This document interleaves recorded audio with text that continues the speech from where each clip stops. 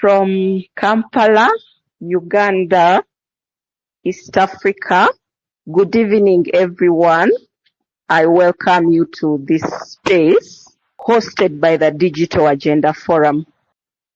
Thank you for joining this call, and I believe it will be insightful to all of us because we are discussing a matter that is touching every citizen of Uganda. Last week, Uganda, by the Minister of Internal Affairs, tabled the Protection of Sovereignty Bill 2026 in the Parliament. Soon after, the Clerk to Parliament put out an advertisement calling for public submissions on the bill by Friday, 24th April 2026. Across the country, conversations and debates about this bill are already ongoing. For us, as always, true to our mandates, our eyes quickly run to data, technology, and the global digital agenda. So we choose to approach this topic, this particular bill, from a digital agenda and data perspective. Here is the reality. Sovereignty today is no longer just about territory. It is digital, it is data-driven, and it is deeply infrastructure. Uganda now runs on global digital infrastructure, cloud services, platforms, undersea cables. So the real question we must ask ourselves is, what does sovereignty actually mean in this context? As the Digital Agenda Forum, we've consistently pushed for meaningful data sovereignty. When we first heard about this bill, it raised our hopes. However, upon reading it, the bill seems to focus on many things except the digital. Can we truly legislate sovereignty in a digital age without addressing data, infrastructure, and technological dependence? If government systems themselves rely on foreign clouds, platforms, and infrastructure, are we passing a sovereignty law while outsourcing sovereignty itself? From a government perspective, we also need to ask, is data even meaningfully featured in this bill? As it stands, the bill appears silent on critical issues like data protection, data localization, and cross-border data flows. So just how significant is that silence? Tonight we will go beyond policy. We will explore how this bill reshapes power between the state, citizens, and digital platforms, what it could mean practically for an ordinary Ugandan online, and whether there is a risk that sovereignty is being framed in a way that justifies control rather than empowerment. We will ground this discussion in real-world impact, looking at concerns for startups, fintechs, digital rights, and government accountability. And finally, we will ask one defining question. Since the Clerk to Parliament has allowed us to express and submit our concern, so the question will be, what is that single most important thing this bill must get right before it passes? We have 4 panelists tonight. Honorable Chintu Alex Brandon is a Member of Parliament for the Kagoma North County. Honorable Komake Christopher is a Member of Parliament for Aru County. We have Council Morgan Apollo Muhindo. He's a lawyer, data protection and privacy, fintech, he's into digital rights, and is the co-founder of Ancient Law. We also have Eden Kironde, who is a host for Weapons of War podcast. This podcast breaks down and analyzes social political issues. Those will be our panelists tonight, but for you, the listener, please engage. Let's together shape the future of Uganda, engage in the comment section here on this very platform. All your comments, all your questions will be read and will be addressed by our panelists. Let it be as interactive as it can get. So Claire, over to you. Claire Babidye is a data scientist. She will be co-hosting with me, Lilia Nagaba Nabwebali, an information scientist. Together, we come from the Digital Agenda Forum. Thank you, Claire, to you. Thank you very much, Lillian. Good evening to everyone. As we get into the discussion, I will invite the speakers to briefly introduce themselves. I'll start with you, Morgan. Kindly unmute and introduce yourself. Good evening, Claire, and all the listeners. My name is Morgan Muhindo. I know people always add that Apollo name, yes, but yeah, my name is Morgan Muhindo. I am a lawyer and I practice with Arnato Peter and Company Advocates. I'm a co-founder of Encent, which is an advisory firm specializing in cyber law, data protection, and the like. So I'm glad to be here and to be discussing this very important matter. Thank you very much, Morgan. We are glad to have you as well. I'll invite Eden to introduce himself as well. Please go ahead, Eden. Awesome. My name is Eden Chirande, as already introduced, and a host of a podcast called Weapons of War, where the main news is the main news. We always discuss or analyze things that may escape over certain, people's ears or eyes, because in the days of information and lots of news cycles changing every day, a lot can, go undetected. But I'm very happy to join the team here to also, add my 2 cents on the topic today, the sovereignty bill. Thank you. Thank you very much, Eden. All right. Thank you, Honorable Komakech. Thank you so much for joining us. Kindly go ahead and unmute yourself and introduce yourself as well. Claire, ladies and gentlemen, good evening. Komakech Christopher is my name, Member of Parliament, Arrow County. And the mode in Parliament is still low.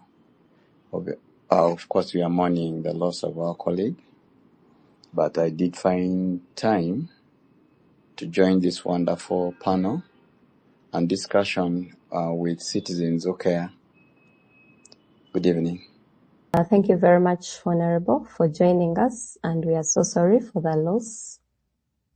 As Honorable Alex is joining us, I think we'll get started into the discussion. Lillian has given us a preamble on why we're here, and maybe I'll start with you, Honorable Komakech. In regards to the technology and systems reality, and if we look at this particular bill that is being tabled currently, you notice that Uganda's reliance on global cloud infrastructure, on digital platforms, on encrypted communication tools is evident, right? And so as you discuss or as you share your perspective, what does sovereignty look like in a globally connected digital system? Are there technical limitations policymakers should consider as far as this bill is concerned? Yes, Honorable, please go ahead. Claire, thank you so much. Surprisingly worried of what we did while we were caucusing about this bill. Initially, I'll speak for a fact. When we were caucusing at State House, Entebbe, all our thoughts ran to the financial burden in relation to the sovereignty of our country.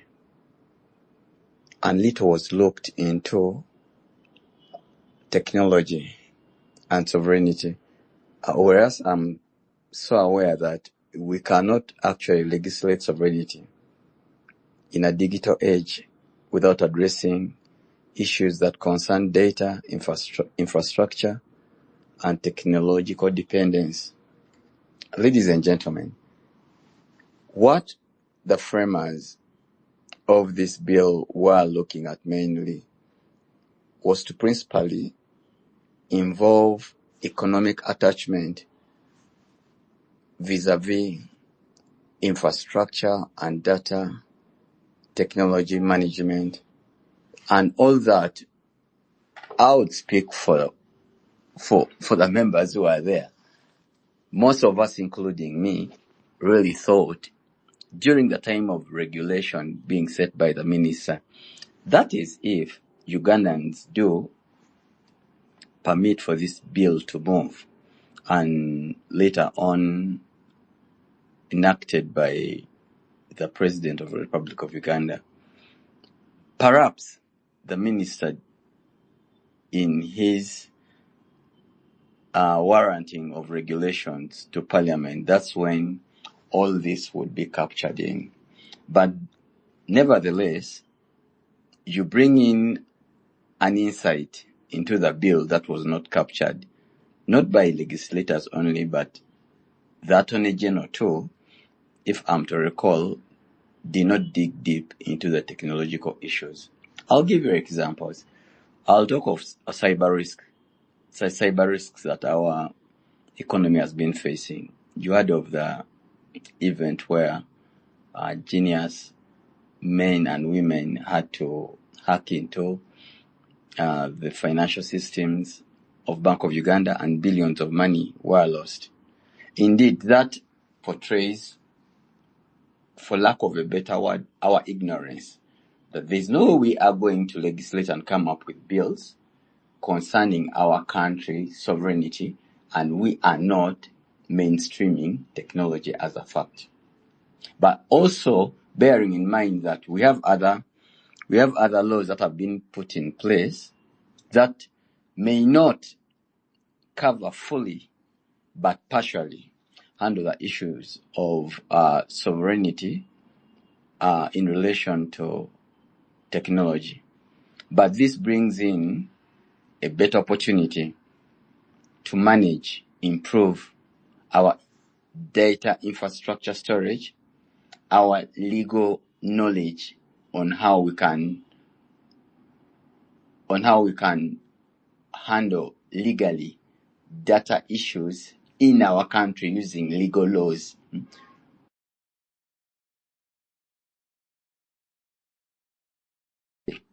Should this bill see the light, it's going to open up more arenas of building up bills that will eventually be enacted to become laws by the president if we are looking at the sovereign. I want to give you a thumbs up to be real. And if you had not yet written to the Clerk of Parliament, I request you do, because you bring in an issue that has been underlooked, not deliberately, but not knowing the magnitude of technology. Holding this at the back of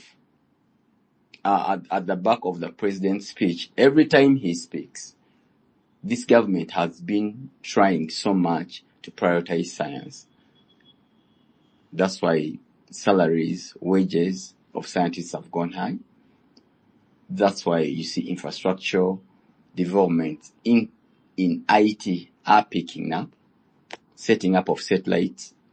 Basically, the government will set aside any money so that we can have these developments and our IT giants personnel being empowered, whether in education, monetary values, or giving them a platform that enables them doing their work. I'm so grateful that I'm part of this with the little, and believe me, most of my colleagues may benefit more from having these interactions. At first, the impression I know most of them would get is, why would I want to go and discuss with IT? But when I went through the priorities and the issues that you are addressing, these are pertinent issues that need to be resolved. And indeed, we cannot speak of sovereignty when we are going to rely on a different country, a different state to control our data. Everything now runs on IT. You want security intelligence will be delivered through technology. But how do we protect that? Do we have the infrastructures? Have we put the monies aside? Do these policymakers know what it takes to have all these bills coming in and the repercussions that we are going to build? So Claire, in a nutshell, it's what I come up with, and it's a vote of gratitude to the entire team and the listeners who are here that you have opened up a Pandora box that I'm also going to share with other legislators. That you see, while we were in State House, all we were looking at was money coming in, siphoning money, but how is money being siphoned in? It's not being carried on heads, certainly. Democracy, sovereignty of our country being ferried into the country and in the international world. You can't rule out IT in this, and it's an aspect that we need to take on. I thank you so much, Claire, as I listen and learn from other speakers and listeners who are later going to speak. Thank you. Thank you, Honorable. I think from your submission, you've highlighted the importance of considering technology as we legislate sovereignty. But before I bring in another panelist, so I thought I should read for us what this bill is about, but also highlight the two parties that are being referred in this bill. So according to this bill, and it is an act to provide for the protection of the sovereignty of the people of Uganda, to designate the department responsible for peace and security as the responsible entity for the registration and regulation of agents of foreigners, to provide for the protection of the sovereignty of Uganda, to provide for the registration of agents of foreigners, to regulate the funding and any other assistance to agents of foreigners, and for related matters. And so this bill, it goes ahead to give us interpretation of who an agent of a foreigner is and who a foreigner is. So I'll start with the definition or the interpretation of a foreigner. So a foreigner includes a non-Ugandan citizen, a Ugandan citizen residing outside Uganda, a foreign government, consulate, high commission, embassy, or other diplomatic mission, a corporation, company, non-governmental organization, or other legal entity incorporated, unincorporated, or registered outside Uganda, an international or multinational organization, or any person, institution, or body that the minister may by statutory instrument declare to be a foreigner. And on the other hand, it defines or interprets an agent of a foreigner as a person who acts as an agent, representative, employee, or servant, or any person who acts in any other capacity at the order, request, or under the direction or control of a foreigner or of a person, any of whose activities are directly or indirectly supervised, directed, controlled, financed, or subsidized by a foreigner. And in a nutshell, an act of a foreigner or a foreigner agent could include, for example, people who are currently working for foreign institutions in terms of international institutions like telecom companies, banking institutions, employees under UN agencies and the likes. But so that's sort of like one category, but also the other category would be, so for example, if at all there is a person X and they happen to be sending money to their relatives in Uganda for whichever reason, then the relatives are being referred to as agent of a foreigner. And so these that are being referred to as agent of a foreigner, you have to obtain a permit. So I wanted to from that backdrop, so I wanted to bring in Aiden, right? According to you, what do you think? What does this bill mean for citizens? What does it mean for online expression? What does it mean for public discourse? Yeah. Is there a scenario where power may shift between the states, citizens, digital platforms? So in a nutshell, or in practical terms, what could this mean for an ordinary Ugandan who is online?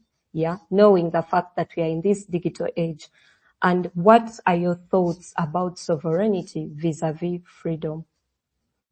Over to you, Eden. Thank you, Claire. That was quite a sandwich of a question. So many wrapped in one. But thank you. For me, perhaps to just give a bit of a foundation to it. Just to just give a bit of foundation to it. Usually, whenever we are dealing with people, or even brands, or any entities, we deal with them or relate with them according to how we've come to know them. Okay. So for example, if you have a friend X, you may have a friend X who may come and they want to borrow, say, $1 million. You may not ask any questions and give it to them. Why? Because of how you've related with them over time, and you know their character, that they are going to return it. You don't even ask questions when they are likely to return it, what they are going to use it for, right? And then there could be another friend X who comes asking for a loan of 100K, 100,000 shillings. And then that one, you may have to even subject them to a polygraph test to be sure that they are not lying in regard to returning your money. The difference there is not even in the amounts. The difference there is in how you have grown to relate with these people and what you know about them. Okay, so it's the same approach that for me I often use. Even we use it with the brands that we associate with, banking, telecom, etc. We don't associate with these brands or companies blindly. There is a relationship we've built with them over time, and that relationship determines how we deal with them today. You know that company X is capable of this is not capable of this. Restaurant X is capable of this, that is not. That's why we opt for, for various things that we go for. Now I bring that to the sovereignty bill and my government, that over time, they have been here. I mean, for me, from the time I started to understand, this was the same government. What do we know about them? Whatever they are doing springs from what we know about them. It's not random. Okay, so and the time comes where they stop to surprise, that you know that because they did A, B, C, D, a series of actions tends to always create a pattern. That if someone does these many actions over time, you try to start to understand their pattern, and whatever they do, you start to see it through that pattern that they have created. Over time, for me, when you speak about sovereignty and spaces, especially even, first of all, there are spaces that were offline, the mesas and all that. Now the spaces got onto, now you're even discussing spaces on the X spaces. The spaces got online. But one thing has remained constant: the ever shrinking spaces for discussion, the ever shrinking spaces for expression, the ever shrinking spaces for freedom, the ever increasing control over us. Now, again, there's the Computer Misuse Act. I mean, that was exactly touching the online discussion. So for me, the thing is, seeing it in a holistic manner, this is a continuation. This bill for me is a continuation of a pattern that has been built by our government over time, especially increasingly, that the spaces of freedom and sovereignty, individual, especially the individual, are shrinking by the day. Each law that comes in, each act that comes in, each move that is made, curtails a freedom here, curtails liberty there, and increases or concentrates control, further control in the hands of the big brother that oversees that. So for me, that's the foundation, that whatever they are doing, we may see them as, oh, this is new, this random, they're not random. Look through what they've been doing through there, as you say, certain pattern that has developed over time. And then you mentioned that when we mention things like compliance, for me, I look at compliance, that when you look at people and talk about how are they going to manage to oversee all this, who is a foreigner? How do you even, first of all, define a Ugandan living abroad as a foreigner, a Ugandan as a foreigner? So what is it? Decide. Perhaps stop calling them Ugandans. but again, I think the ambiguity is also intentional in there. But for me, how are you going to ensure compliance without abuse of sovereignty? Again, sovereignty, I think, is that they could both be S words, but there's a difference between sovereignty and surveillance. Because for me, now sovereignty, I don't feel any sovereignty when someone is hovering over me, watching what my sister or my friend is sending me, and then and immediately, before I even touch the money, before I even think about using the money, I'm already a suspected foreign agent. You get, I'm already suspected of issues before I even touch the money. For me, that's already a red flag, that the spirit behind this. And again, that also helps us. That the spirit, at times people wrap so many of these things in nice languages, and you have to give it to our government, whoever came up with this for the what they came up with, sovereignty, and it sounds nice, but the spirit behind it, it all smells one thing: control, and control in the hands of a certain few to oversee, the rest of us, and how we use our money, and how money comes through, and what we use it for. You're creating layers of where we can go to register. When if you are getting over a certain threshold, you need a license here, you need to do that. So those are all red flags for me, that the spirit behind it, no matter how innocent someone may present it, that we did this, we are thinking of someone may have joined that meeting, but the person who thought through that there would be need for this law, the spirit behind it was not of liberty. And for me, the fundamental of any law, the law should be able to enhance freedoms, not curtail freedoms. So what freedom is enhanced by this? Online speaking, I mean that now we have what they call the creator economy these days. Creators, who some of them are even being used by the government. We saw the government, the president meeting the bloggers last time. But some of those bloggers and influencers get gigs from international organization that want perhaps to show whatever they are doing, or to publicize whatever they are doing locally or globally. And what if that influencer does that gig, promotes it on their socials because of the numbers they have managed to attract, and then they are paid by this organization, international organization, and then what they are being labeled as foreign agents. You get? So for me, the definition of a foreign agent and the activities of a foreign agent, the spirit behind that is so bad, and it cannot be covered in any glory at all. And again, also part of that for me, over time, which we have even just experienced here in 2020 or through 2022 and the past bits of 2023, is that, like one guy said, that usually, and over time, is that we're trying to quote him, to quote, if I remember, he said that the welfare of humanity has always been the alibi of tyrants. That whatever they do, they say is for the common good. It's for the common good. It's for our sovereignty. It's for us to safeguard, ourselves against foreign intruders.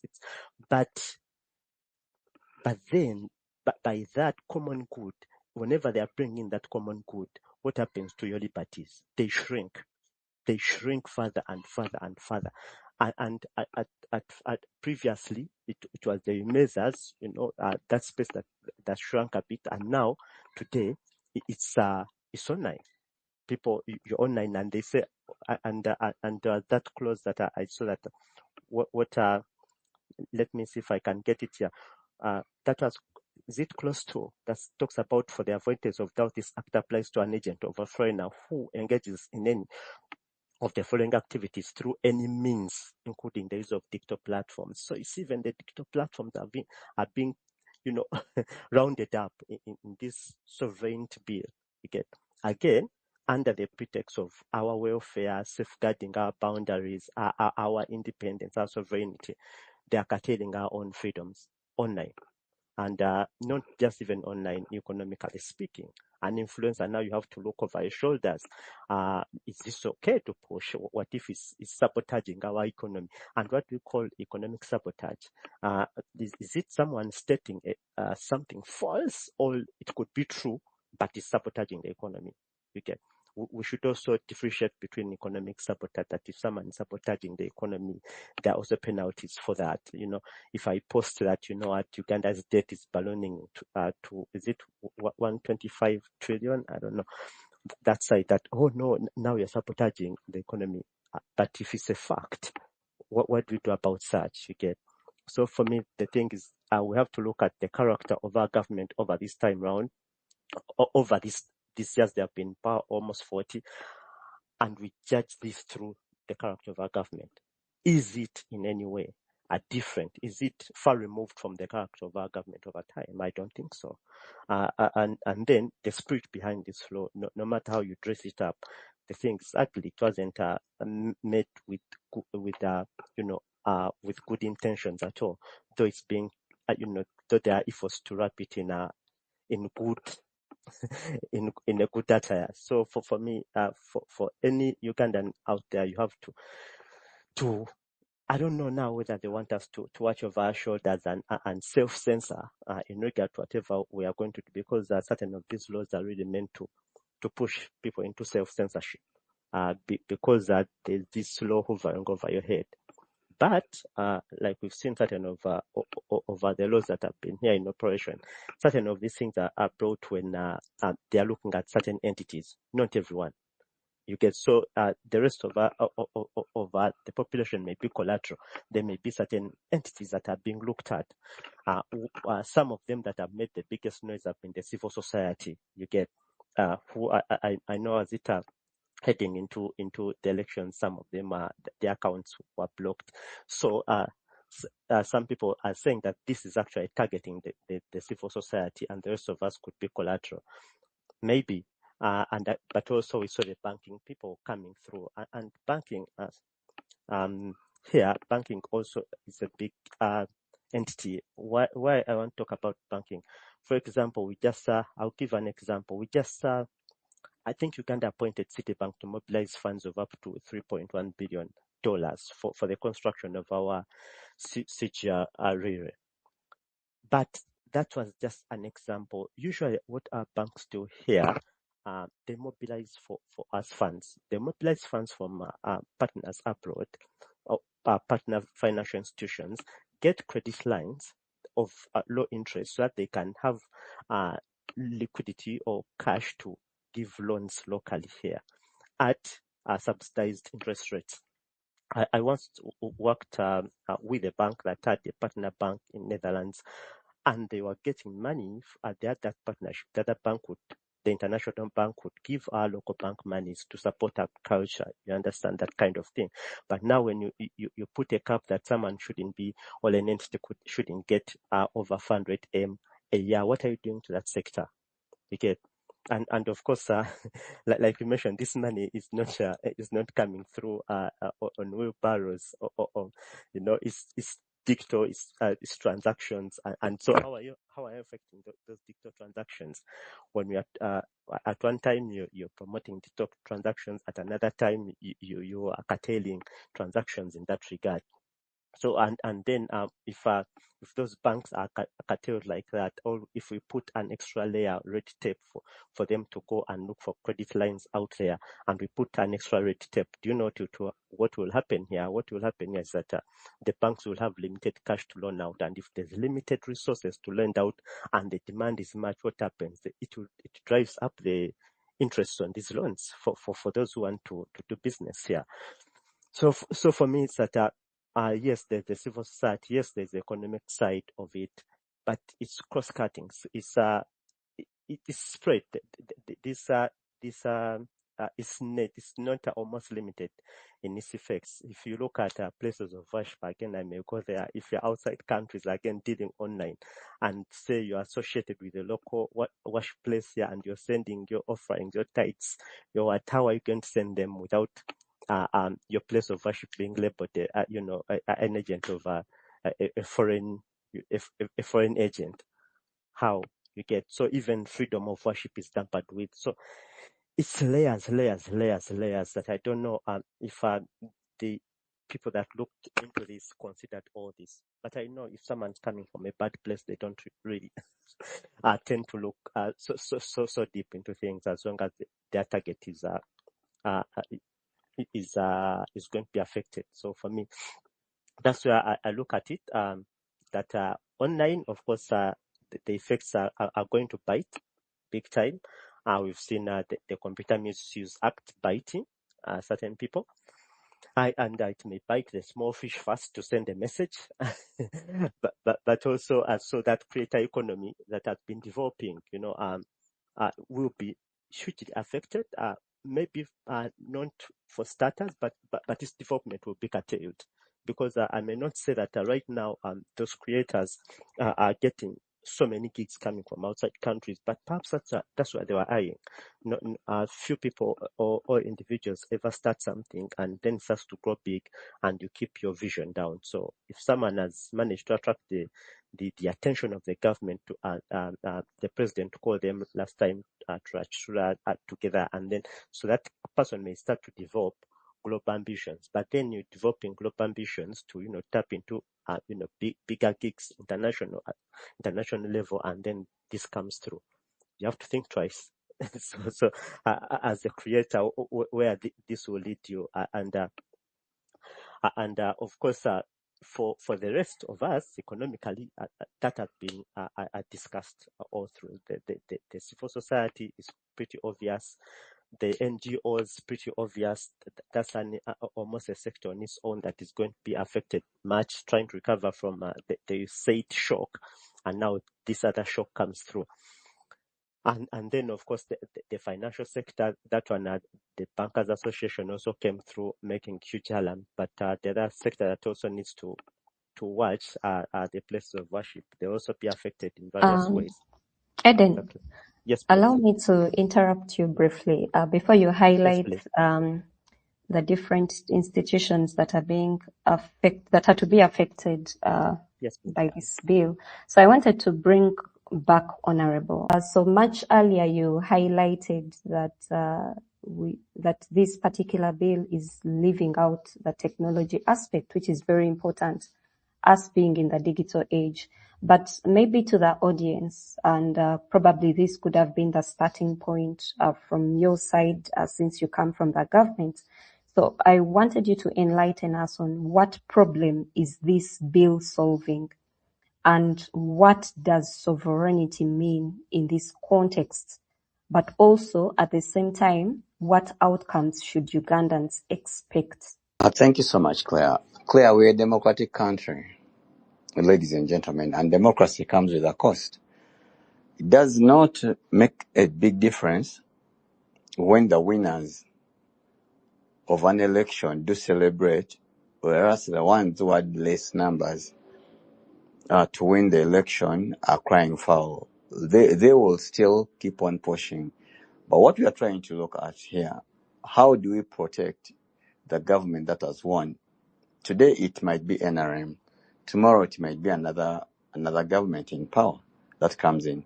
Do you want your neighbors to come and take advantage of the loopholes or the lacunas that are there in your constitution, or do you need to fix them? It's so interesting that at times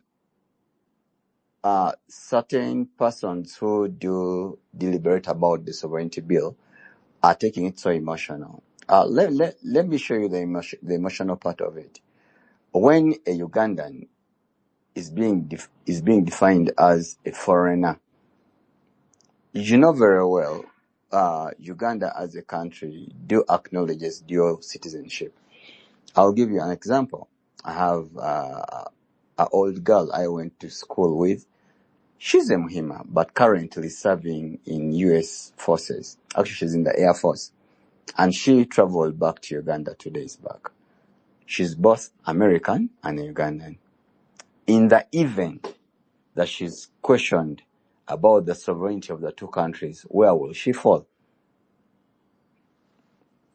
I think it becomes a paradox for all of us. Does she lean towards American government, or does she decide to go to the country that she was born and bred of? That's Uganda. But should the entire citizens of Uganda lay on the mercy of such a person? I'm just asking out loud.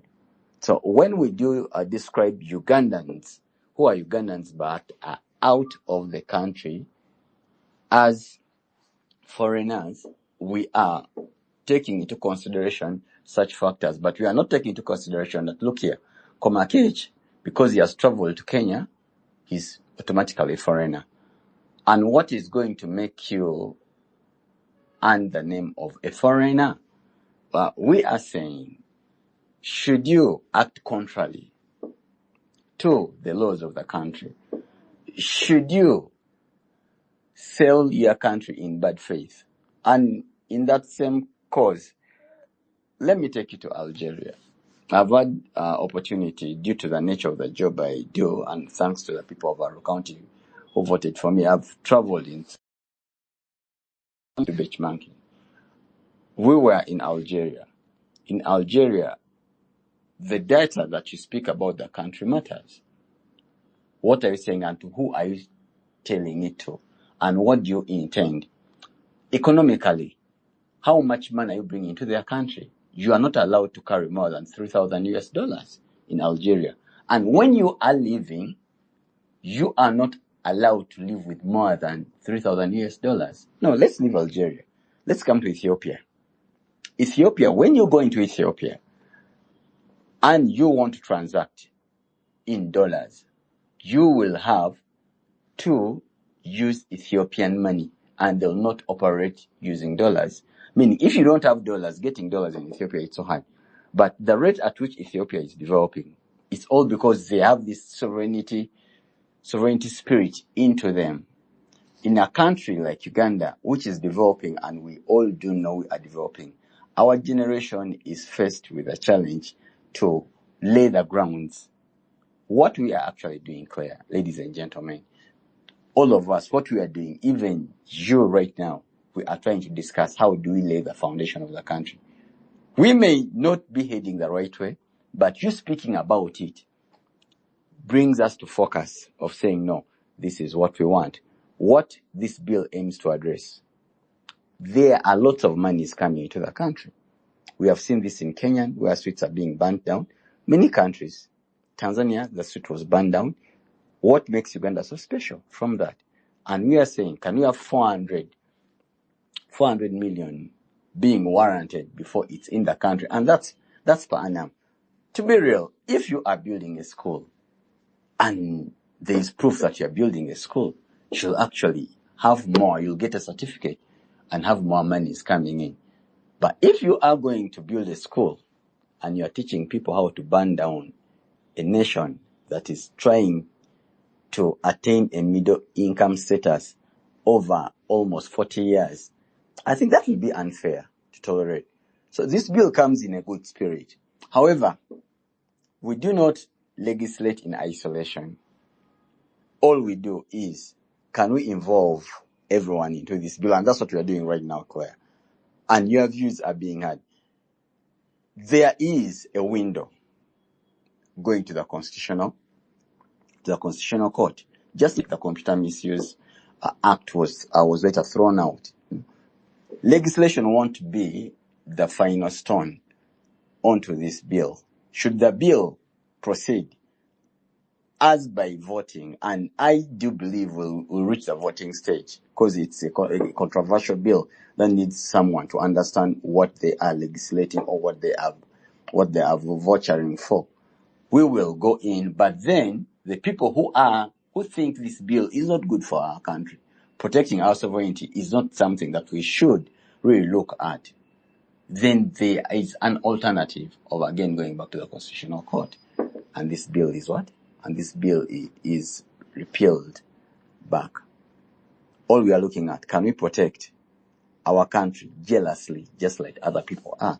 Examples are on, Rwanda is on, and I'll give you countries that have not tightened the knot on protecting their country.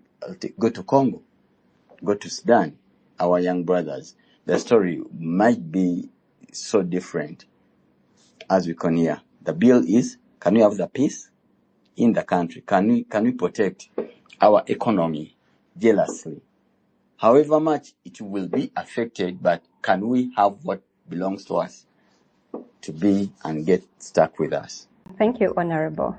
So before Eden returns again, I want to bring in Morgan on the data and legal perspective. I'm certain that you've been able to read the bill, and probably you've noticed that it's silent on data protection, on data localization, on cross-border data flows, on legal and compliance challenges in this digital ecosystem, on privacy considerations, as well as alignment with the existing law. So from your perspective, can sovereignty be achieved without addressing data governance? And are there some provisions too broad or difficult to implement in practice? Over to you, Morgan. Thanks, Claire. I think I just have a few comments on Honorable Komakeche's discussion. One thing or deduction that I get from him is that this is a bill entirely to protect the government. From who? The quick answer is from you Ugandans. It's not a bill entirely to protect Uganda from outside influence, because when you read that entire bill, you see that the target is Ugandans, not even other sovereign countries outside there. It's you Ugandans who are here in Uganda, but also some quote-unquote troublesome Ugandans who live in diaspora, who in the wisdom of government abuse social media platforms to undermine quote-unquote again the programs of government, sometimes also to even sabotage some government policies that they think are unjust. So in the nutshell, this bill or this law, like Komakech rightly put it, is not here to protect Ugandans. It is to protect the ruling party that just won an election, and it feels it cannot accommodate alternative views from within and from without. You know, we live in a very globalized world. You can't behave as if you're still living in the 19th century. And unfortunately, that's what Komakech and his colleagues have decided to do and also behave. So for me, it's a big revelation that I get from him, but also it is not surprising because I've participated in a number of laws that have been struck down by the Constitutional Court, and that's why Komakech was quick to give you that as a remedy, because he knows on average you need around 4 years to dispose of a constitutional petition. So he knows if this law is passed in its current form and text, it will by the 4th year or 5th year it will have served its purpose. Most of us would be in jail. Komakechi's friends will also be in jail, but he doesn't know that, because the law in its form, again, it's very broad. The several laws that have been struck down for being broad and for being vague, and I would think Komakech should know better because he's a legislator.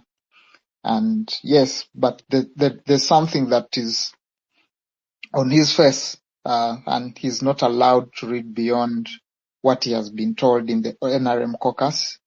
had the benefit of reading the report that was given to them, and it is a report beside the bill. It is telling. It has the real intention of this bill. If you read it, if you're going to look for the intention of this bill in that memorandum in the bill, surely you're going to miss it. You just need to read that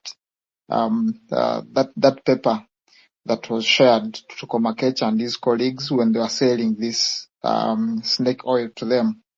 So for me, that's a quick rejoinder I just wanted to make on Komakech. Going back to your question on data protection, I'm currently challenging the US-Uganda deal, and that's the biggest irony, even that I would want to highlight on this platform, because you just signed off a very bogus deal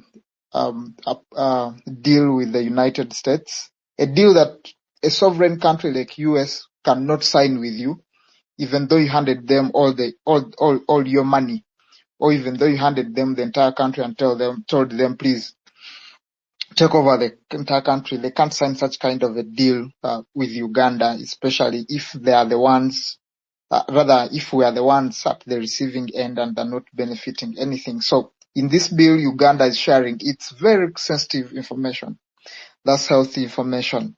So in this bill, in this agreement, which you and I have not had the benefit of even looking at, all we know is what we have seen from other agreements that have been signed with the US. One of the terms is that real-time sharing of your health information with the US. And for me, the irony in this is that you're passing a law. You want to pass a law rather, and barely 2 months ago, you were signing a deal that was giving away a lot of data that could undermine Uganda's sovereignty. Not even just the sovereignty of the country, but the sovereignty of the people. So you just handed us over to these foreigners, and here Komakech and his colleagues are coming up with a law, and they want you and I to believe that this law is for protecting you, yet just of recent they handed over signed the deal handing over very sensitive information to you. So for me, rather to the US. So for me, Komakech and his colleagues are not being honest to Ugandans, and you can even look at that dishonesty with the way the bill is moving. They are very critical bills that are gathering dust, and you'd think that Komakech and his colleagues who think about the sovereignty of this country would be thinking about economic sovereignty of this country, and they would be passing laws that really foster economic independence. One of the critical laws that have been vocal about is the contract farming, a bill that was tabled in 2023 and is at first reading. Beyond that, Komakech and his colleagues are not interested, because their interest is not to empower Ugandans economically, but their interest is to keep in power by all means and by any means. So that law alone, you'd think that it would revolutionize how agriculture is practiced in Uganda, especially when you look at the amount of unutilized land and the reasons why you have that big chunks of land unutilized. Even where Komakech comes from is because our agriculture is not well financed. It is not well mechanized. So you'd think through such kind of a law, your people would, if you legislated, if Komakech and his colleagues pushed for that kind of a law, it would empower their people, and that's the real sovereignty that you'd be talking about. Komakech talks about protecting their economy. My brother, there's no economy you're protecting if you're capping in money that can come into around 400. I advise fintechs and have helped some in acquiring money, but I can tell you that it's a hard task to even convince an investor to bring money into the startup economy here in Uganda.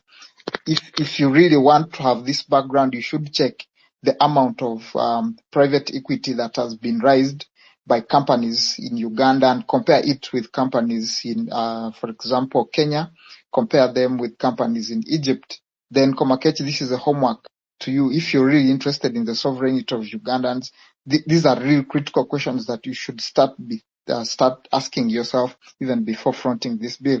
Go and look at all of the amount of money that has come into through private equity that has come into the Kenyan economy, the Egyptian economy, the South African economy, and ask yourself what those economies have been able to do to make sure that they attract such kind of funding before you start even legislating to limit the little money that is coming into the country. Then I think to go back to the question is the issue of digital rights and privacy. The law is really over. It's there. It's here and there. That's all I can say.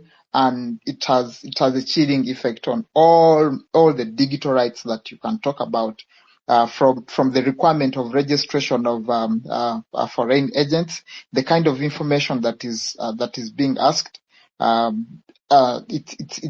It's a lot of information, because every foreign agent is required to be registered, but also this information is public. Anyone else with a few cents can apply to whoever keeps this register to access that kind of information. So ideally, if my brother sent me money from the US to go and do business for him, that's none of the public's interest. But because he's a foreigner now and he's sending me this money and I must disclose it, then Komakech and his colleagues can snoop around and get to know how much money I received, which ideally should be private information. So I think the other issue, you can talk about all of the rights, just like I said, all the rights, from the right to freedom of association online, which is now a recognized right under I think the General Comment 37, the UN General Comment 37, that recognizes online as a platform where people can associate, can assemble, and exercise their rights. So for me, when you look at the entire bill, it's a terrible bill. That's all I can say. You can't. It's a bill that you can't save. There's no provision in that bill that you can save. From even the first idea that you're legislating on sovereignty, and the first thing that bill is doing is taking away the sovereignty of Ugandans to participate in issues of policy, because when this bill passes, you cannot participate in any discussions around policy. Because if this bill was into effect, Claire, Komakech, and myself would go to jail for opposing a government policy. So this is how ridiculous the law is. I don't know if Komakech and his colleagues have had the benefit of going through this bill clause by clause and looking at the effect. Because you see, when you're legislating, there are two things that you look at.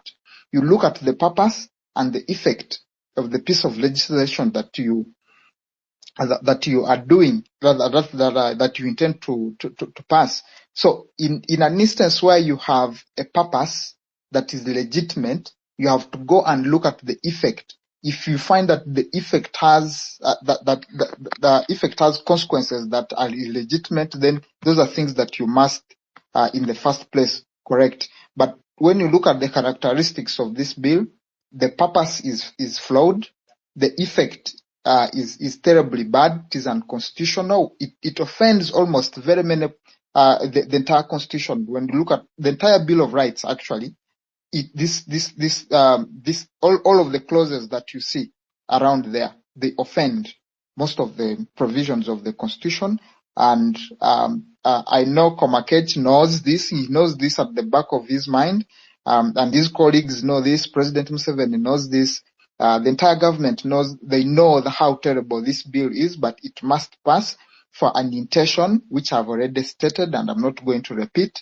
And they know that all of us who are making noise will go to court, and court will take 5 years to correct this. Most likely, the court will agree with us to strike the law down, and before you realize it, you have several people that are in prison and because of a ridiculous law like this. The Computer Misuse Act is the perfect example. I don't know if Komakech knows how many people were charged under that law, and up to now, even when it was struck down by court, we are struggling to get the liberties of those people. So before you pass some of these laws, you need to think beyond your political party. You need to think about Uganda. The irony is that you are legislating for the sovereignty of Uganda and of Ugandans, but you are not thinking about Ugandans. You're not thinking about Uganda. And lastly, there's a problem with most of the governments, and they have a tendency to think and assume that they know what is best for the people. So they think that government thinks that it can and it should come up with policies and then shove them down your throats. You must accept them without questioning them. And that's the biggest problem that we have had with some of these pieces of legislation. Uganda and we Ugandans, Pan-Africanists, have a strong belief that we need comrades all over the continent. We need comrades all over the region who can stand up and support our causes here in Uganda. It's not the first time this is happening on the continent. It happened during the fight against colonialism. Africans from the entire continent stood up against the tyranny of colonialism. During the Museveni war against Obote, several support came from elsewhere in several ways, from opinions to financial support. Then I don't know why Komakech and his colleagues and President Museveni now think this is not the right time for Africans, for East Africans to come together and challenge some of his policies and challenge him where he goes wrong.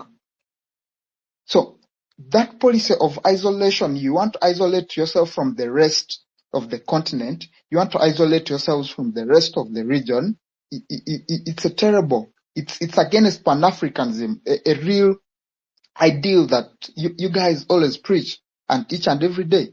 So this is the irony with this bill.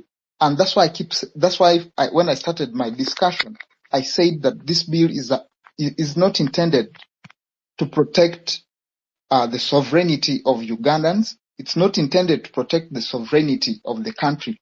It is intended to protect the government. And Komakech was very right, and I agree with him when he says that they won an election and they must protect themselves. But the issue is, Komakech, that's a wrong framing. You're setting a very bad precedent, and history is going to remember you for that, because this is against Pan-Africanism. This is against the principles of East African integration. We citizens of East Africa should be able to move freely and speak against all the human rights violations happening in East Africa. We must be able to speak against human rights violations and bad policies that are happening across the country. So you cannot lock Ugandans in this small enclave and lock the rest of Africa out from this small enclave. So I would my concluding remarks would be that Komakech and his colleagues need to stretch their imaginations from beyond this protection of this small economy, protection of this small country, and then let the people of Ugandans be. Let the people of Ugandans be self-determined. Let us determine our own destiny, and we should not be the guys frustrating that. I think I've spoken a lot. I should sit ground for other speakers to come in. Thanks, Claire. Thank you, Morgan. I think one of the things that clearly comes out from your submission is the timing around this bill and the US-Uganda agreement. And you also highlighted something about the human rights violation. So Eden, I wanted to bring you back again. I think you left off from that particular point where you're talking about the Computer Misuse Act, but also at the same time, you brought in the freedom of worship. Maybe you could proceed to finalize with your submission. Yes, thanks, Claire. Maybe to touch a lot of things that came through as you know, is that sorry? Let me. Mr. Mhindo was speaking. One of the things that came through as I touched that in a bit is that I think we cannot even begin to talk about sovereignty or guarding our sovereignty if we are not economically sovereign. Because if I was reading, I think an article lately that was speaking about the current budget that could be in the regions of 84, I think, trillion Uganda shillings, yet 48% of it has to be funded, from out. Only 52%, I think, of that budget would be funded locally. So if almost half of our budget is to foreign funded, what sovereignty are we talking about? I think for me, our sovereignty, first and foremost, if we want to talk about meaningful sovereignty and at a national level, we are starting at the wrong place. If at all we even want to start talking about what this bill is discussing, we need to first think about economic sovereignty. Then the other bit I also looked at was our negative, balance of trade, which now is in the regions of, I think, $350 million, meaning that we import much more than we export. So the production here, whatever production, is also very low. So how can we even start talking about sovereignty when we, as a nation, we are so dependent on foreigners, or on foreign aid and everything out there? And then for me now to trickle down and start to monitor Claire's brother who sent her, say, maybe $500. What was that for?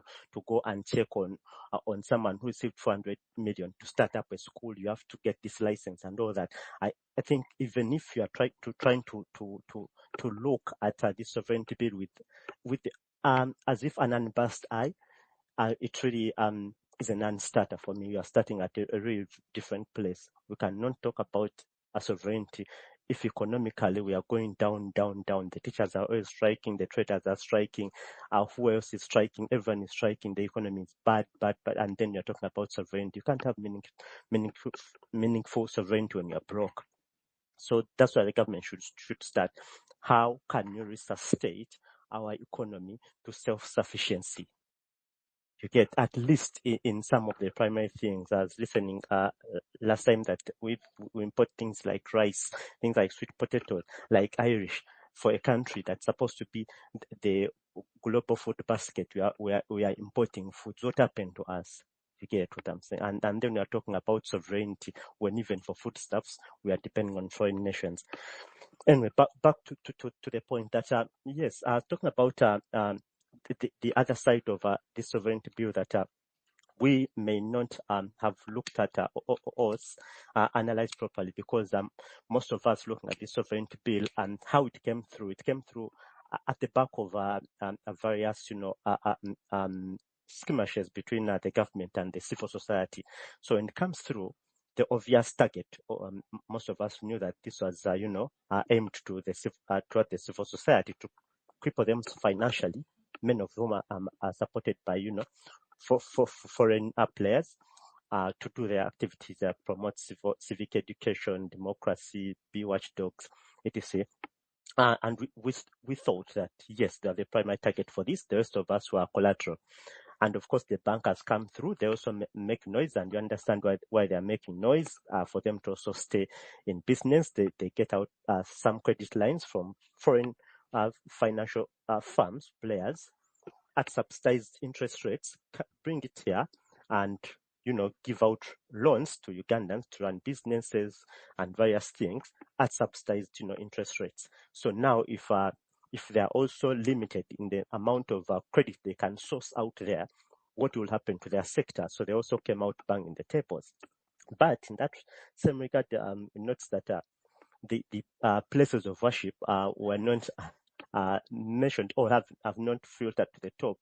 Yet so many, because of how interconnected we are, Honorable Komakechi was talking about the OG who's in the US. Some of us be here, you go outside countries or you go somewhere for a week, for a month, work, and then but you're still attached to your place of worship. Now, what if you're out there and you want to give towards something? Maybe there's a drive towards a building, maybe towards a certain a project, maybe whatever it is, and you want to give towards your mosque, towards your church, towards your whatever it is that you go to worship, and you wanted to give. Then you're already, first of all, a foreigner, and then your money becomes suspect. And now you see that and offerings and givings are very, very, very central to worship. So there, for me, I looked at this. I'm like, this, many of us may not have spotted it, but it has a huge, huge element in regard to curtailing people's freedoms of worship.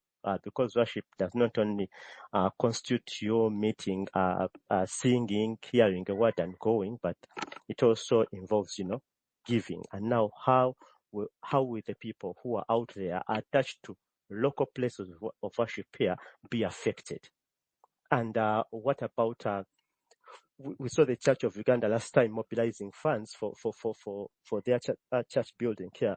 I forget the name. They're mobilizing funds moving within the local companies here, But what if there was an Anglican faithful out there who wanted to contribute towards that cause? Again, last time, the same thing happens to so many mosques, I think, when they are, constructing them. Money is coming from various well-wishers, faithfuls, who want to be part of what is happening, of what their faith is doing.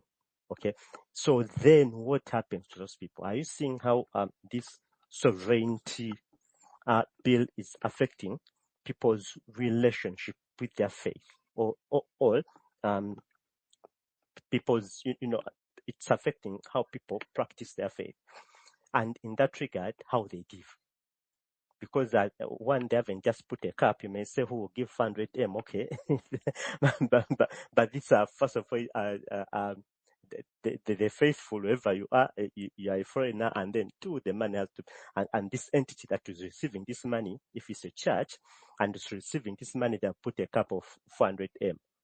And what if where that church is going to go to seek this license, that person doesn't even agree with their doctrine? Then that church may be denied, or that mosque may be denied that license for some time. And what if that person who is going to dish out that license for you to receive your 400 M, okay, it's maybe 500 or 600, that okay, you're allowed to receive it. What cut may they want?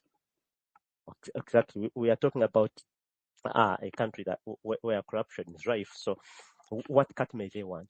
Okay, are they going to just say, oh no, you want to receive 500? Oh, it's okay, you sign here, sign there. And what if there are layers to get to that person? The more the layers to get to the final signatory, the more the money someone is going to lose. And what happens to the project that they want to execute? You get, if you are a church, for example, and you wanted to put up these orphanages, or to put up whatever it is to look after maybe widows, whatever it was, how then will it be effective? And yet these are worship places are some of the institutions, perhaps I would add also the NGOs, that helps to bridge that gap, that last mile gap, where the government usually does not reach. These are the entities on the ground that interact with people on a daily, in the villages, in the town. These are the people that interact with the final person one-on-one, and they have the pulse of what's happening on the ground. And then you come and you curtail their activities. What's going to happen to the people? We saw it. We don't have to look very far for what could happen when activities of places of worship are curtailed. We know during the pandemic, when they were closed down and the activities were shut down, declared non-essential. You know what happened? That the rates of suicides actually skyrocketed, crime skyrocketed, gender-based whatever, everything skyrocketed. Why there's more decadence? There's no spiritual guidance. Where people seek solace, where they get their hope from, where they get the spiritual nourishment to move forward, to look to a better day tomorrow. In spite of all the negative things, that they get hope from these places. Those places are shut down. What's going to happen? And after we come this side and start to scream mental health, but the places that play a bigger part, perhaps more than Botanica, these places look after more people than Botanica would, perhaps even help some not to end up in Botanica, and then you're curtailing their activities. Then what's that we're doing? Understand? So for me, I was looking at it in that sense, how this bill may affect places of worship, and don't look at places of worship as where people go and sing and sit and hear a message and go home, but their associated activities and the effect they have on their communities. For some within their localities, some even on national level, some globally. So the effects of this bill are really far-reaching. We may not, but the framers may not even have spotted how far they are, the far-reaching effects are going to go. Perhaps they looked at self-preservation. How can we stop people from earning money? And it's really a sad situation that someone couldn't make money here. They couldn't get employment here. They flew out with everything they had to live here, their families, their friends, and they fly out to look for to make a living out there. And then what they are sending back home, you also now want to monitor that. What are you sending home? Why are you sending it? It's really this bill is really rooted in a bad spirit. You cannot go around it. That people who try to go out there to make a living, you're like, no. It's as if you're telling them, you come back and fail here. I told you, you're supposed to fail here together with your other friends. Anyway, that's it on the faith level. And on the sovereignty side, actually, I could also add that while we are talking about, I think again, Mr. Muhindo talked about that agreement of exchanging our medical data with the US, but also if you are looking at people who are talking sovereignty, and then there's some people who are abusing sovereignty on the other side. One of the foremost that is ongoing at the moment is the pursuit of the central bank digital currencies, which I'm not going to go so much into it, that the central bank is pursuing that the last I spotted that reached, I think, a pilot stage, but that is surveillance 101. It will make even this bill look like child's play. And again, when you talk about data protection, that is data abuse that will be happening regarding the central bank digital currencies, where they'll be able to determine what you earn, where you spend it, what you spend it on, how often you spend, where you go. They'll be able to surveil you to that point. I don't know how they'll be able to convince people that again, that's sovereignty. But if they say if it quacks like a duck, walks like a duck, looks like a duck, the chances are it's a duck. And if it looks bad from all angles, the probabilities are that this bill is really ugly. That's it for now, maybe.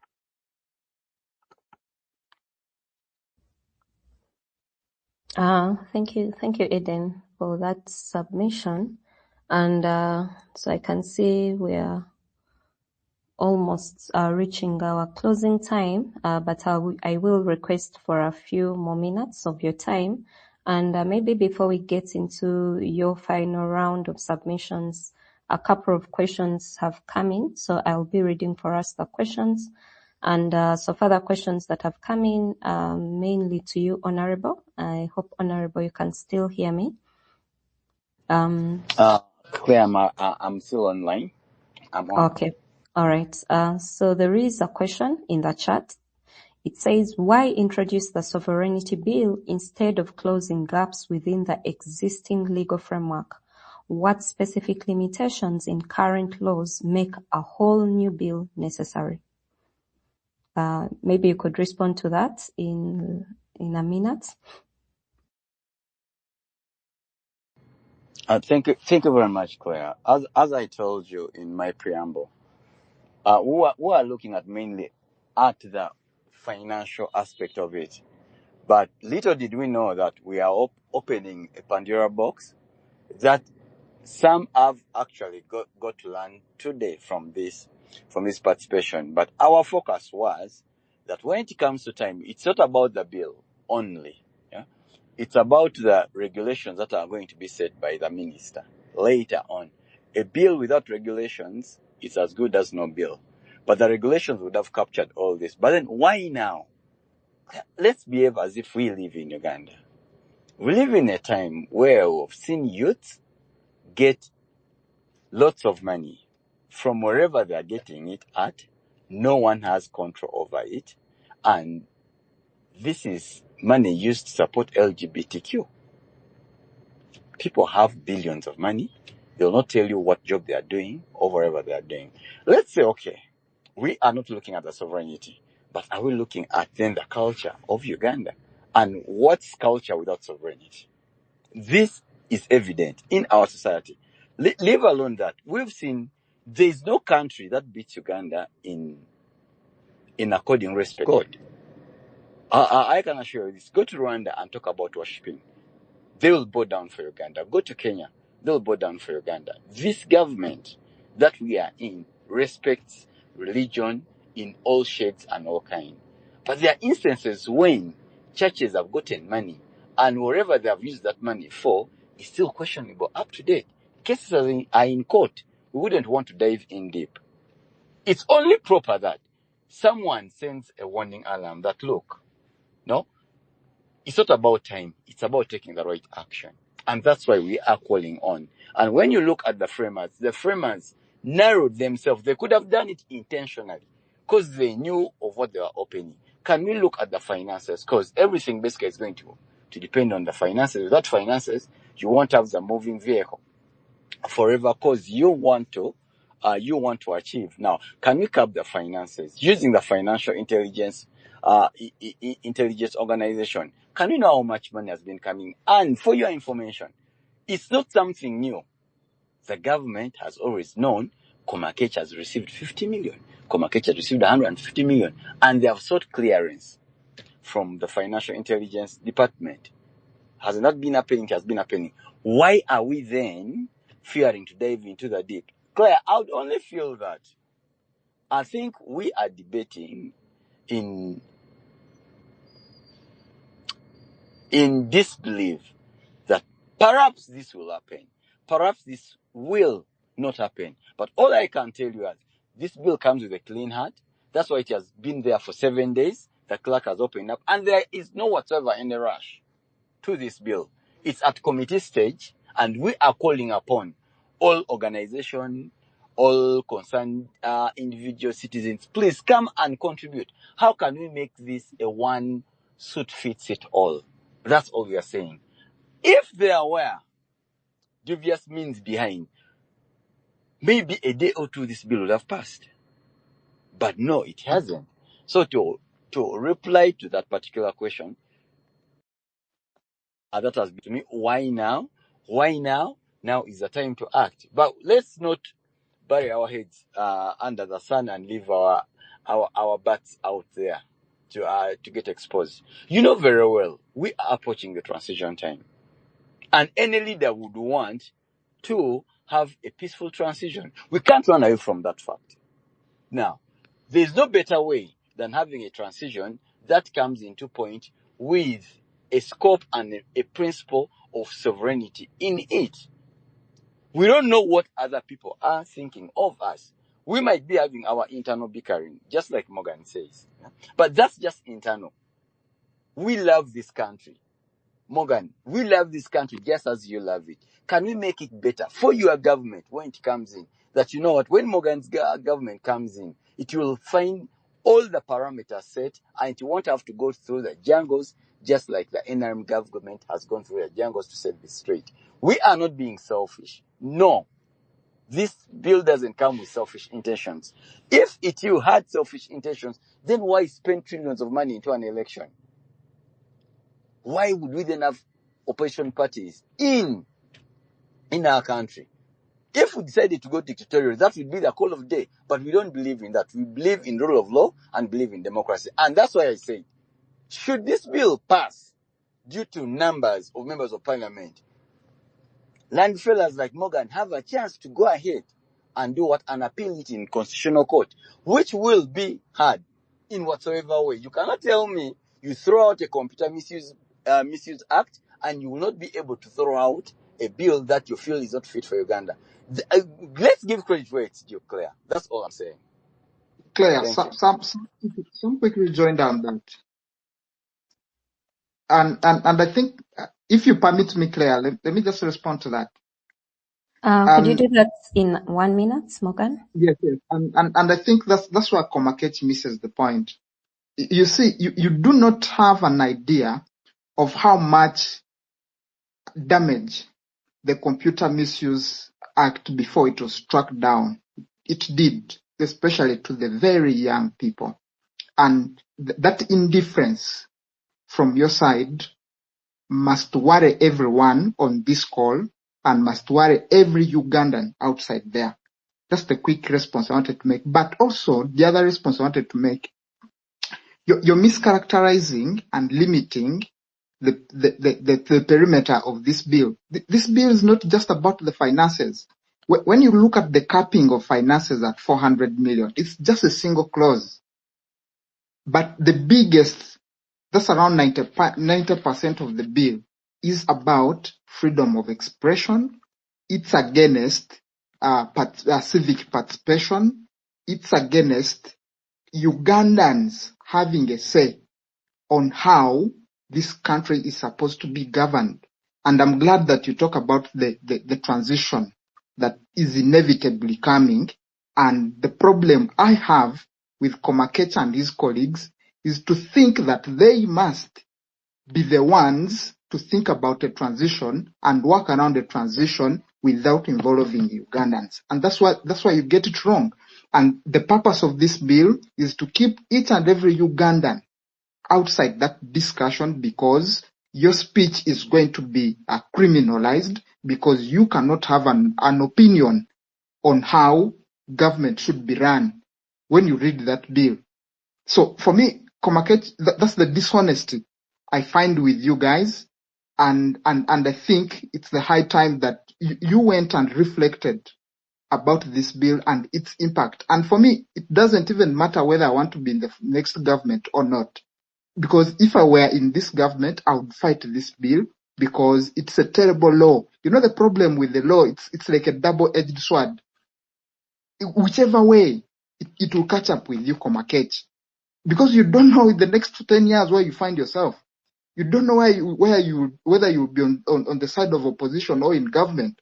So what I'm saying is, we must clean our politics. We must clean our governance, level the grounds, let every citizen feel that they're a part of this country and they have a say and their opinions matter. So this bill, what it does is it is taking away the sovereignty of Ugandans and vesting that sovereignty in a minister somewhere who can choose whether you can transact, who can choose whether you can speak, who can choose whether you should go to jail or not. And the implication of that is very, very grave. And Komakech and your colleagues, please go and reflect. And I ask you, I'm begging you, please go and reflect on this. It is not good for our democracy. It is not good for our economics. It is not good for our social well-being. It's not good for anything. It's a terrible law. It's a very, very terrible law. If you want to talk about sovereignty, listen to what Eden was talking about. Listen to what I've told you. Listen to what Claire has told you. That's what sovereignty is. Not this sugar coating that you're talking about, but the ultimate goal is you want to frustrate Ugandans and kick them out of the public sphere, and you want to dominate them and through this legislation. It is terrible. Thank you. Thank you, Morgan. I have a live question, but maybe before I bring in Eve. So Morgan, you submitted something about the Computer Misuse Act, and looking at a question here in the chat. So I'll pose it to you and probably you can still answer it in a minute. Could the sovereignty bill be used directly or indirectly to reintroduce, or enforce provisions similar to those in the rejected Computer Misuse Act amendments? What are your thoughts? My quick answer is a yes and no. One, when you look at the context, the substance of the Computer Misuse Act, it is a very, very specific law, and I wouldn't say that this bill is intended to rejuvenate the sections in the Computer Misuse Act, but what it does, it gives the same effect. And here the effect is that the Computer Misuse Act was criminalizing freedom of expression, criminalizing access to information, criminalizing almost the digital space. So what this law, because this law applies to the digital rights as well and the digital space, what it does is that it has the same effect as some of those provisions that were struck down by the Constitutional Court in the computer misuse. So the problem is not the issues here is not even the substance. What the issue is the impact or the implication or the effect of these two laws. The effect is the same. The effect is that all of them intend to lock Ugandans out of the public space. If you want to know the consequence of this bill, just Google how many people were arrested, and some of them are still detained because of that computer misuse law. Just like I told you, it takes between 3 to 5 years to have a constitutional court determine a matter. So this is a law. If it is passed today, you would need up to 2020, that's around 2029 or 2030 for you to have a decision from the Constitutional Court. And I can imagine how many people will be in jail because of this very vague, over a broad law, and it offends almost all the provisions on Bill of Rights in our Constitution. Thank you. Eve, please go ahead with your question. Good evening, everyone. My name is Evelyn. I am both an advocate and a governance practitioner, and it's on that basis that I'd like to make a couple of conversations on tonight's conversation, which indeed is quite timely. So I want to thank Digital Agenda Forum for putting this together, and for the panelists and, their differing points of view. I've noted the conversation, and I just want to make some comments on, firstly, a few things that Honorable Komakech has mentioned. Firstly, regarding Ugandans' overwhelming concern around this bill and the questioning of the intent, I'd like to say that the government is in a relationship with the people of Uganda. So what that means is that maybe for the most part, the Ugandans have felt cheated in one way or another. And so that overwhelming concern on both the intent and the spirit of the bill is not one that can be overlooked. So, for example, if you are in a relationship with a person and they feel cheated, it's not enough to just ask them to trust you once again. You have to be seen to consider their views and, consider their mind as a way of regaining their trust. So maybe just to answer Honorable Komakech on the question of, the questioning of, the processing of this bill or how it has been introduced or what its intent is.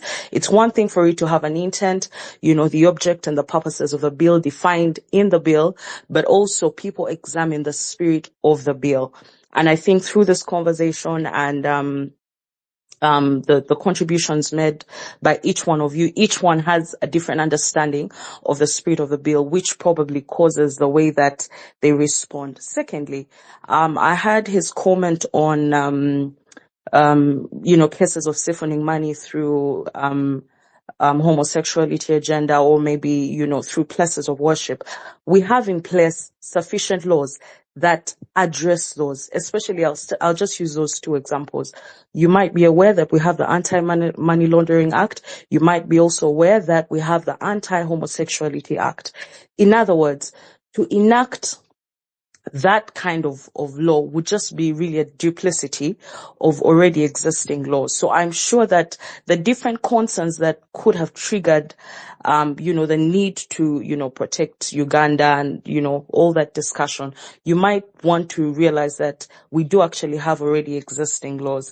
Then thirdly, I just want to reiterate probably what Morgan has made mention of regarding, I think his earlier comment, Honorable's comment on, maybe a bill being passed and you have the opportunity, to lodge a case with judiciary. I would like to think that legislators ought to take full responsibility for ensuring that every bill is carefully and thoroughly examined before it's passed into law, instead of leaving it to the courts to later have to strike down unconstitutional provisions.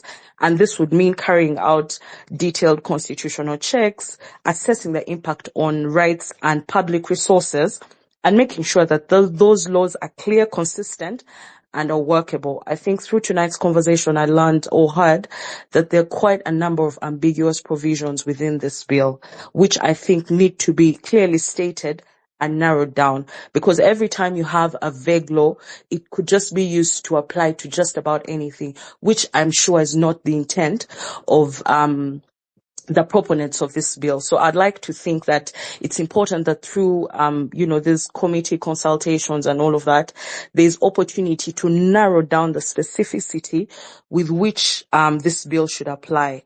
So again, I think both Honorable and Morgan made mention of the Computer Misuse Act, and I think that presents us with a perfect example of what it means to pass a bill with the hope that maybe if there's any unconstitutionality, then we'll leave it to the courts of law. You might be aware that, there was a ruling or judgment that nullified a couple of provisions, and it paints a good picture of the consequences of insufficient legislative scrutiny. Now, before those provisions were struck down, I would like to believe that there was an opportunity for stakeholder input to consider all those concerns that could have been raised, so that we could salvage the situation in the event that maybe the legislators had not mentioned it. And I think like Morgan, seen it. And I think like Morgan mentioned that yes, those provisions have been nullified, but there are people that are still suffering the brunt of those provisions. So you can imagine the court ruling that those provisions are unconstitutional, but yet there are people that are suffering in jail because of those very unconstitutional provisions. And those are livelihoods that have been affected. Those are families that have been affected.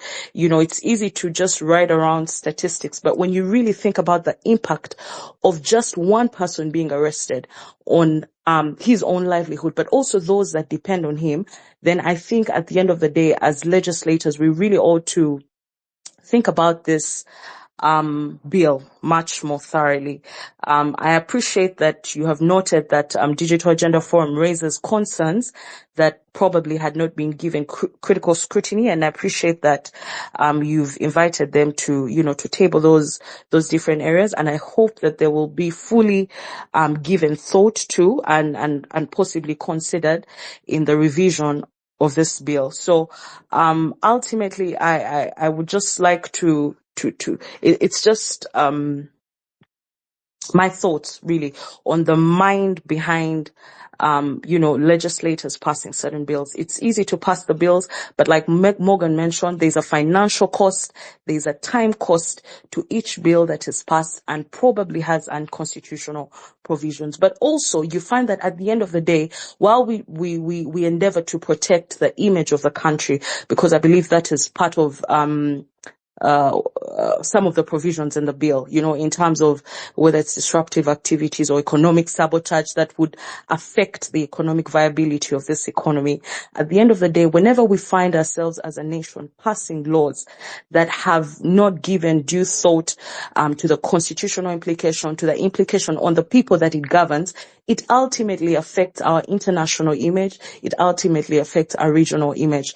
So my call to you as one representing, in the capacity of a legislator tonight, is that when you have a chance to sit with your fellow legislators, please consider the thoughts of Ugandans and really take into consideration the different concerns that have been raised here tonight. Thank you. All right. Thank you, Eve. Yes, Lillian, please go ahead. Wow, what an evening this has been here. I am grateful to all our panelists. Really, thank you for taking time to shape the course of your nation and to deliberate on things that concern everyone in this nation. There are some questions here, and most of them are directed to the Honorable.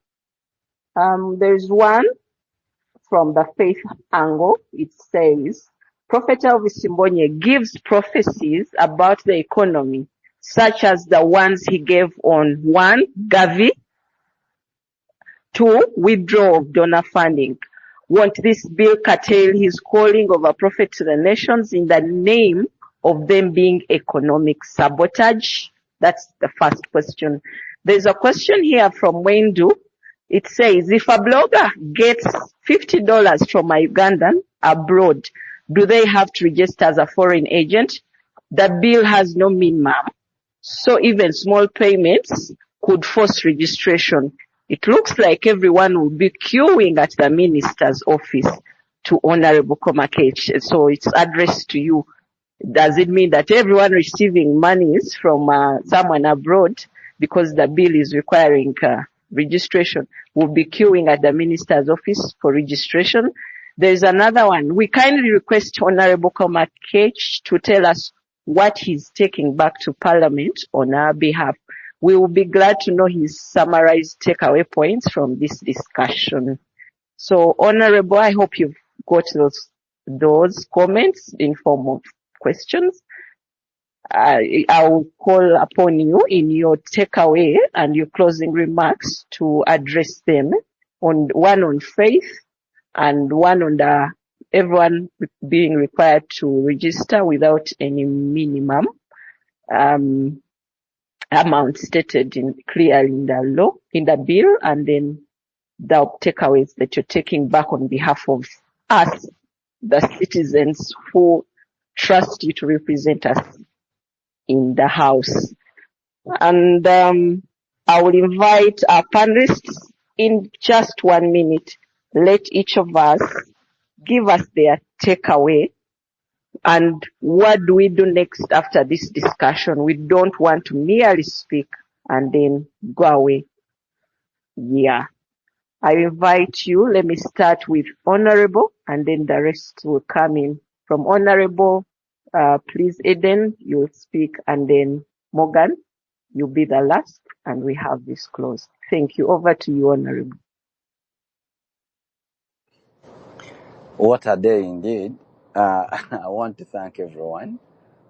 Certainly, I'm not going to leave this debate unchanged. That one I should tell you for sure. I've been privileged to learn more and also feel the cry and the pain, but also appreciate that there are Ugandans who still feel and love their country passionately. I'll begin with a worship question about Prophet Elvis Mbonye. Is a prophet, and all that he prophesizes has no bearing on us. We are yet to see. However, that doesn't stop us from preventing if it's going to the worst. The bill, as I said, hasn't been passed.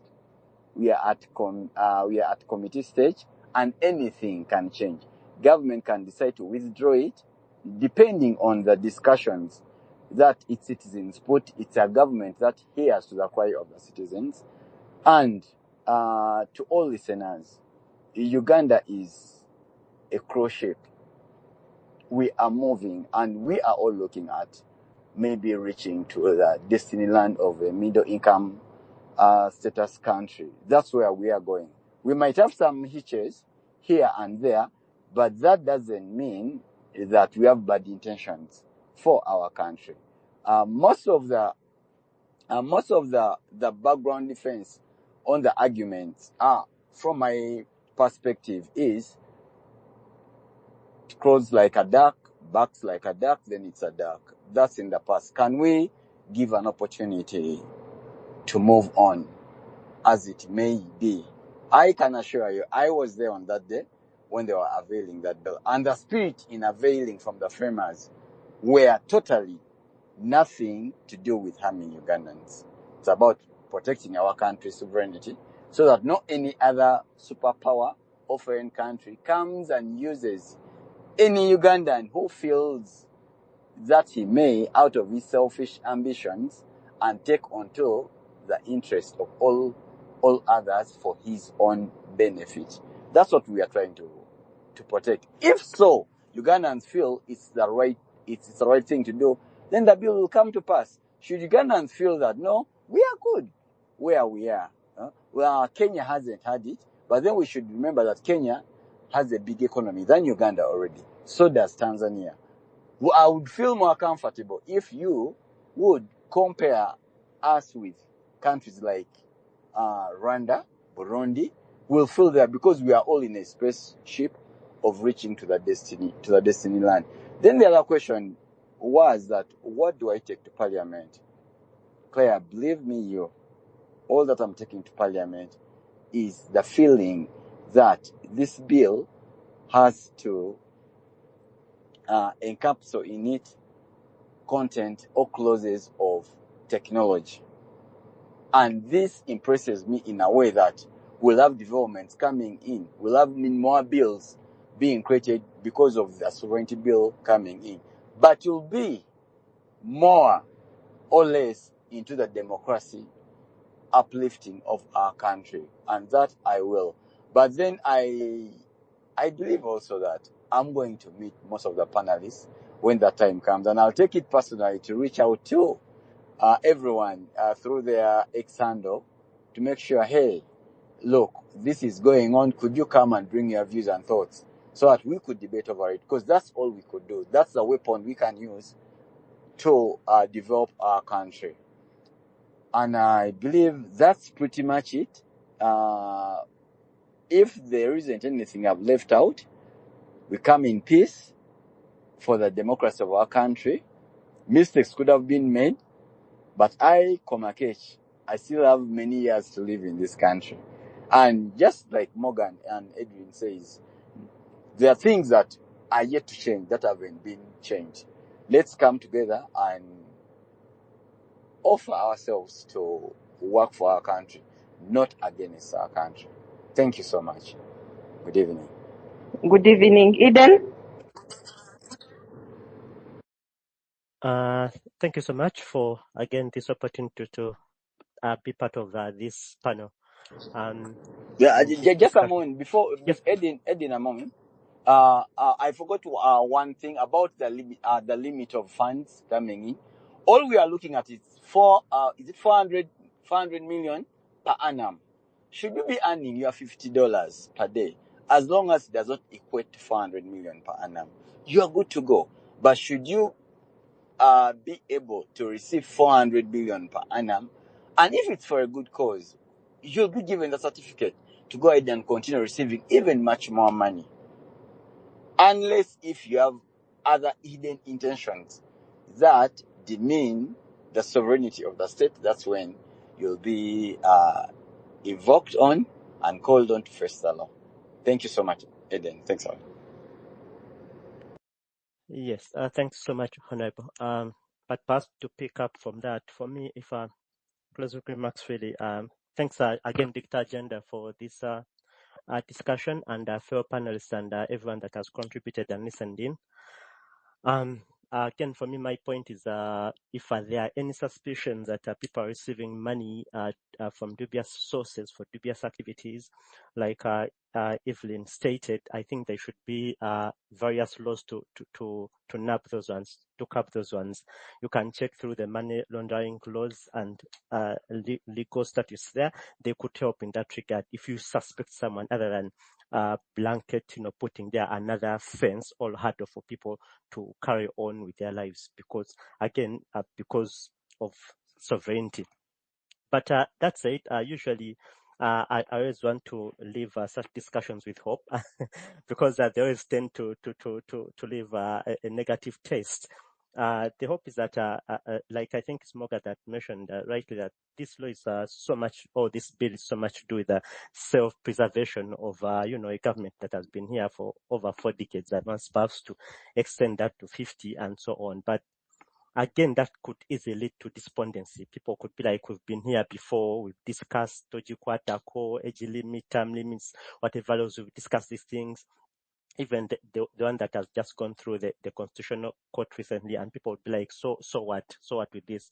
There could be despondency. They feel that they are up against this juggernaut that is unstoppable, but always have hope that tomorrow could be a better day. Tomorrow could be the day that perhaps all this fades away and we have ultimate freedom. For me, that's what I look at. That no matter how bad it looks, there's always a brighter day. Is always just 24 hours away. And what is a provision? What is often said that it's usually a straw that breaks the camel's back.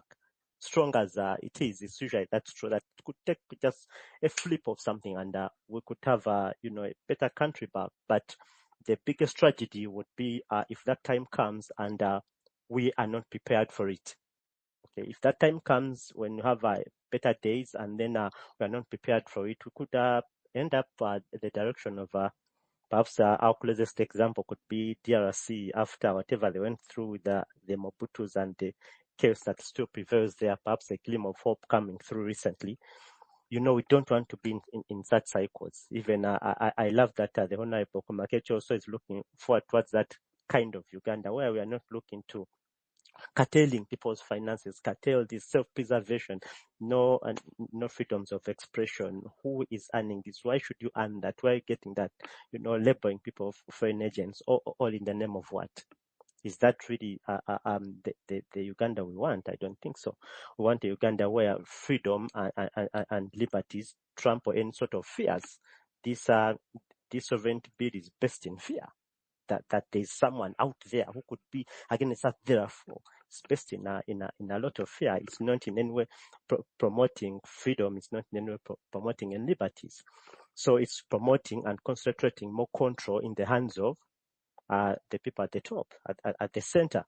Like you say, you have to go and pick a license. How much control are you giving that person? You get so.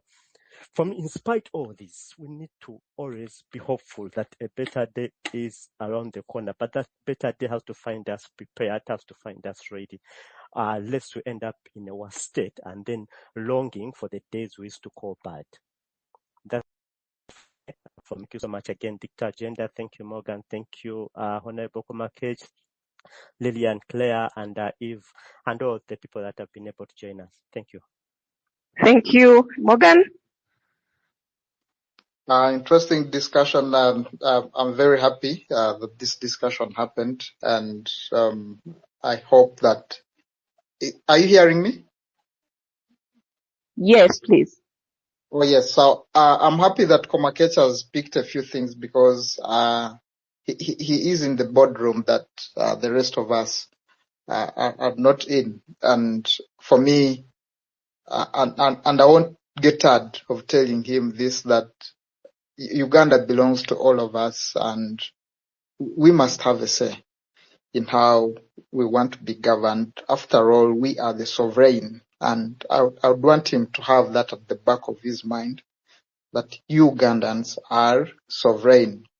The only relationship we have with the state is that we have given it powers to handle certain things on our behalf, and when someone gives you the powers, he has the powers to recall that power from you. But also, you as a delegate, you must represent your people. So I would ask him to listen to the outcry that most of the Ugandans are making, both here and elsewhere.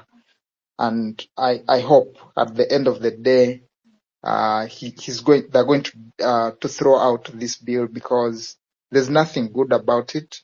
For me, that's all I can say. It's irredeemable. You cannot redeem it. It is bad. The effect of it is very, very, very terrible. But also the purpose of it, like as disclosed, I don't know whether Komakechi intended it, but the intention of the bill, like he did say, it is bad. It is terrible. It is not good for our democracy. It is not good for our economics. And I'm a keen follower of Zimbabwe politics, and I'm glad that Komakechi talked about transition. You see, you don't want to get into yourselves in the circus that Zimbabwe is in at the moment. You see, the problem of relegating your citizens to a secondary position is that there's a lot of silly stuff that moves so easily, and that's what is happening in Zimbabwe. That during the I think it is around 2018 transition, most of the Zimbabweans were not involved in the transition question, and up to date, Mnangagwa now wants to change the constitution and enlarge his term, but also the term of his parliament. And when I look at that, me as a Ugandan, it worries me so much, because when you start pushing away Ugandans from the public space and from self-determination, you create room for a lot of terrible things that can happen in the future. President Museveni may be the best guy that has ever happened, but you don't know the person who comes after him may be the terrible guy, and he pushes the country down to the levels that you wouldn't want. So if we don't have Ugandans participating in this public square, if we push Ugandans out of the public square, we shall lose a country, for ourselves, for our children, for our grandchildren. And for me, that's my biggest worry. And I think Komakech and his colleagues should reflect beyond President Museveni and his family, and they should be looking at this project called Uganda. You know how delicate the project Uganda is, but you need to make sure that it works, and it works for everyone. So if you want it to work for everyone, everyone must be involved. Everyone must feel that they are stakeholders in the affairs of this country. Otherwise, I appreciate all the submissions from all the speakers, Aiden, Eve, Komakech, and everyone that submitted. And I look forward to hearing more from Komakech, and I'll be glad if we reach out and we have further conversations on this bill, and we carry on the discussion. And I appreciate the digital agenda for organizing this space. It has been a fruitful one. It has been an engaging one. I've learned a lot of stuff also from all the speakers and all the people that contributed. Otherwise, from myself, have a blessed evening. Thank you so much. And from the Digital Agenda Forum, we appreciate you. We appreciate everyone. Please follow the Digital Agenda Forum on all our social media handles on LinkedIn, TikTok, X, Instagram, Facebook, and YouTube. And the handle is Digital Agenda T. Digital Agenda T. Our website is www.thedigitalagenda.org. Thedigitalagenda.org. Thank you and have a great evening, a good morning, and a good afternoon from wherever you tuned in. Bye.